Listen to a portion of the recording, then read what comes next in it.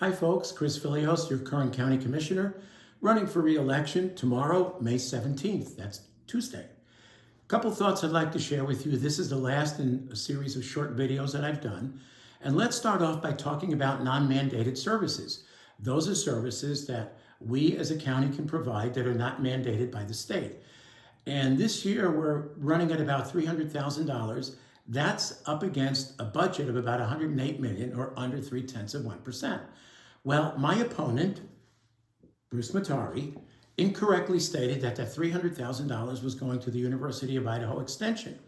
Actually, that's false.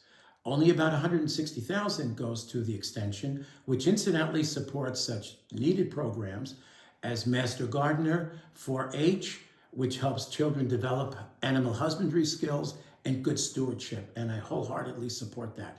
The other $140,000 is basically allocated to other organizations such as Economic Development Corp, Community Guardians, and our senior centers. So what would he have done if we cut that? What would Bruce Matari do? Well, this gentleman, Bruce Matari, would likely give that money to the sheriff.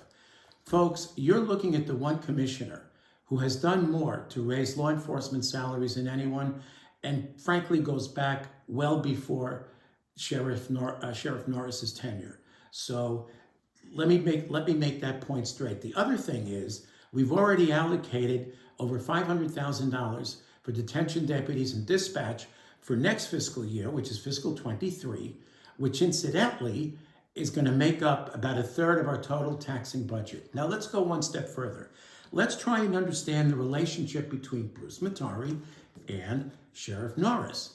Bruce Matari, as he's already touted many times, was Sheriff Norris's campaign manager in the 2022 run. Excuse me, that was the 2020 election. No secret, right? Except that Bruce Matari was apparently not paid for his services. So what's the payback? Well, it was supposed to be Bruce Matari being appointed as undersheriff. Well, that didn't quite work, because the fact of the matter is he was unqualified. So what's the next best thing? County commissioner, because county commissioners control the budget. We hold the purse strings, and that way he can take care of Sheriff Norris by writing him a blank check. But by the way, what happens to the other 700 county employees? What happens to the services desperately needed that they provide to service you, our residents?